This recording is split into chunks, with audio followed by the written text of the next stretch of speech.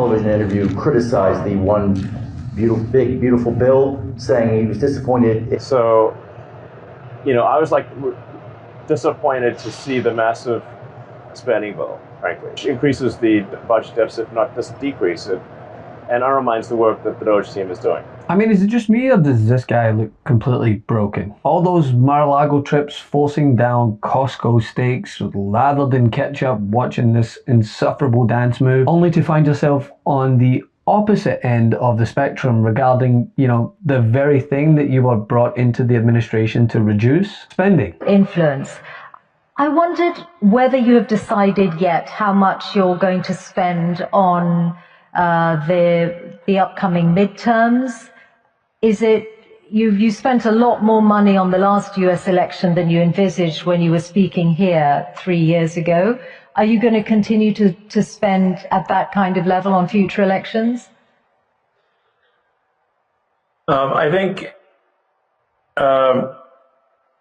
in terms of political spending, I'm going to do a lot less in the future. And why is that? I think I've done enough. Is it because of blowback? Well, if I see a reason to do political spending in the future, I will do it. I do not currently see a reason. During Trump's presser today, in which he once again lambasted reporters for, daring to quote directly from publications criticisms of his tariff policy. Mr. President, Wall Street analysts have coined a new term called the taco trade. They're saying Trump always chickens out on your tariff threats, and that's why markets are higher this week. What's your response to that? I kick out? Chicken out. Oh, isn't that nice? Chicken out. I've never heard that. You mean because I reduced China from 145% that I set down to 100 and then down to another number? And I said you have to open up your whole country. And because I gave the European Union a 50% tax tariff, and they called up and they said, please, let's meet right now. Please, let's meet right now. And I said, okay, I'll give you till July 9. I actually asked them, I said, what's the date? Because they weren't willing to meet. And after I did what I did, they said, we'll meet anytime you want. And we have an end date of July 9th. You call that chickening out? Because we have $14 trillion now invested, committed to investing when Biden didn't have practically anything.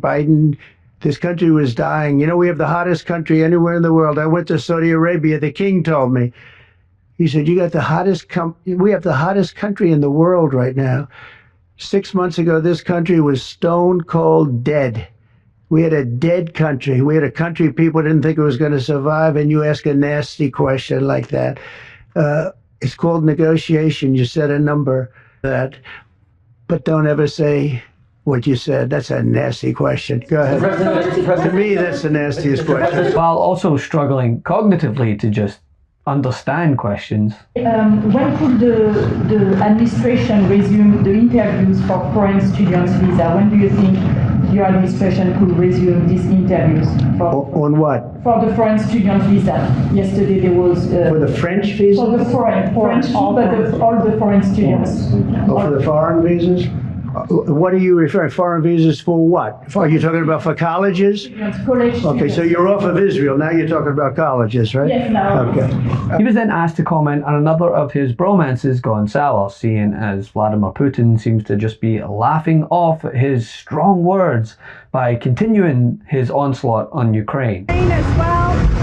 Yeah, I'll give you an update. I'm not happy with what Putin's doing. He's killing a lot of people, and I don't know what the hell happened to Putin. I've known him a long time, always gotten along with him, but he's sending rockets into cities and killing people, and I don't like it at all, okay? We're in the middle of talking, and he's shooting rockets into Kiev and other cities. I don't like it at all. I don't like what Putin is doing, not even a little bit. He's killing people. And something happened to this guy, and I don't like it. He's always been a brutal tyrant, but do you think those comments mean a change from the White House? Are we going to see sanctions, or does President Trump just wash his hands of this whole thing? Well, I think it's something to hope for, Rich. I do. But the president has always had a very odd conception of Vladimir Putin. I think he's thought that he and Putin could be kind of friends and partners and could make deals together and so on. I don't think Putin has changed. I don't know what the president's talking about. Elon Musk has continued his strong criticism of Trump's signature policies, going from tariffs. I just want to emphasize that the tariff decision is entirely up to the President of the United States. I will weigh in with my advice with the President, which he will listen to my advice, but then it's up to him, of course, to make his decision. I've been on the record many times as saying that I believe lower tariffs are generally a good idea for prosperity. But this decision is fundamentally up to the elected representative of the people, being the President of the United States. So, I'll continue to advocate for lower tariffs rather than higher tariffs, but that's all I can do. To the big, beautiful bill. As we know, last week, the US House of Representatives narrowly passed what Trump calls his big, beautiful bill, which includes multi-trillion-dollar tax breaks and a pledge to increase defense spending. Of course, it will now head to the Senate for a vote. But Musk told BBC that he was, quote, disappointed by the plan, which he felt, quote, undermines the work that he did for the president. So, I was like disappointed to see the massive spending bill, frankly, which increases the budget deficit, not just decrease it, and undermines the work that the Doge team is doing. I actually thought that when this big, beautiful bill came along. I mean, like, everything he's done on Doge gets wiped out in the first year. I think a bill can be big or it can be beautiful, but I don't know if it can be both. My personal opinion. Well, it sounds like someone feels a little used to the tune of $250 million. When asked, however, about Musk's criticisms of the bill, Trump just didn't acknowledge him, even by name at all, it seems, in a long-winded response, which, did nothing to address concerns not only voiced by Elon, but many Republican colleagues. To the future, yeah. Mr. President, Elon Musk in a television interview criticized the one big, beautiful bill, saying he was disappointed it didn't cut enough, essentially, that it undercut the Doge efforts. What's your reaction to that? Well, the reaction's a lot of things. Number one, we have to get a lot of votes. We can't be cutting. We need to get a lot of support, and we have a lot of support. We had to get it through the House. The House was.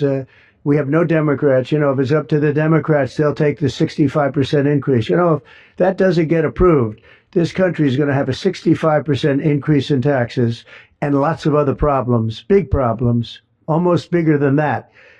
But we'll have a 65% increase as opposed to the largest tax cut in the history of our country. We will be negotiating that bill, and I'm not happy about certain aspects of it, but I'm thrilled by other aspects of it. That's the way they go. It's very big. It's the big, beautiful bill. But the beautiful is because of all of the things we have. The biggest thing being, I would say, the level of tax cutting that we're going to be doing. We're going to make people really be able to. We'll have the lowest tax rate we've ever had in the history of our country, and tremendous amounts of benefit are going to the middle-income people of our country, low and middle-income people of our country. So we're going to see what happens, because the Senate, as you know, is negotiating with us, and they have to then go back to the House, and it's got a way to go. But I have to say, Speaker Johnson and Thune have done an incredible job. John Thune has done a fantastic job, and they're working together with me and others. And I think we have an amazing, if we pull this off, remember, we have 0 Democrat votes because they're bad people. There's something wrong with them. They'll let people pour into our country. Single biggest problem is we had 21 million people pour into our country, probably higher than that. And they're people that weren't supposed to be here. And many of those people are bad. Murderers, drug dealers, the mentally insane. They were closing mental institutions all over the world, not South America, all over the world. They're coming into our country, and we're getting them out. And we're having a hard time because some judges aren't making it very easy for us. And it's tough enough. They approved that. They allowed that to happen to our country. We don't have one Democrat vote. And if I were a Democrat, I'd be voting for this bill, and I'd get elected to any position I want as a Democrat. They're crazy. They're voting for a 65% tax increase And they're only doing it for hatred. They're not doing it for any reason. They know it's terrible. Terrible politics, in my opinion. But so we have no Democrat votes. That means we have to get almost all Republican votes. And I think we're very close to doing that. I think it'll be very successful. Yeah, please. And the thing is, we've seen this distance grow between both billionaires, especially with Elon Musk, who is no longer dancing around in dark MAGA hats and basically writing every SNL skit to come, but he's actually distancing himself from politics as a whole in the wake of Tesla's sales plummeting. Musk soon came to realize that not only his colleagues, but consumers weren't exactly fond of the tariffs that the man he was cozying up to was implementing, but also the sheer overreach of oligarchs like himself and Trump. And they hit him where oligarchs can only really feel it, in their wallet. To Elon Musk, saying he will spend significantly less time in Washington and step back from his work with Doge, as Tesla reported a more than 70% decline in profit for the first 3 months of the year. I think starting probably in next month, in May, my time allocation to Doge will drop significantly. The world's richest man insisting he will stay with the Trump administration, at least part-time, but will focus on his business. Starting next month, I'll be allocating far more of my time to Tesla. But the thing is, if anyone's been paying attention to the trajectory of Donald Trump's relationships, then you know that this was inevitable. It's all love and games with Trump's brilliant appointees and companions until it's not. Run the tape again. 2016, you said that. I'm going to surround myself with only the best and most serious people. Vice President Mike Pence is running against you. Yeah. Your ambassador to the United Nations, Nikki Haley, she's running against you. Your former Secretary of State, Mike Pompeo, said he's not supporting you. You mentioned National Security Advisor John Bolton. He's not supporting you either. You mentioned Attorney General Bill Barr, says you shouldn't be president again, calls you the consummate narcissist and troubled man. You recently called and Barr a gutless pig. Your second defense secretary is not supporting you, called you irresponsible. This week, you and your White House called your White House Chief of Staff, John Kelly, weak and ineffective and born with a very small brain. You called your acting White House Chief of Staff, Mick Mulvaney, a born loser. You called your first Secretary of State, Rex Tillerson, dumb as a rock, and your first Defense Secretary, James Mattis, the world's most overrated general. You called your White House Press Secretary, Kayleigh Canadian, milquetoast, and multiple times you've referred to your Transportation Secretary, Elaine Chao, as Mitch McConnell's China-loving wife. So, why did you hire all of them in the first place? Love this video? Continue the conversation by following us on Instagram @MidasTouch and help us blow past 1 million followers.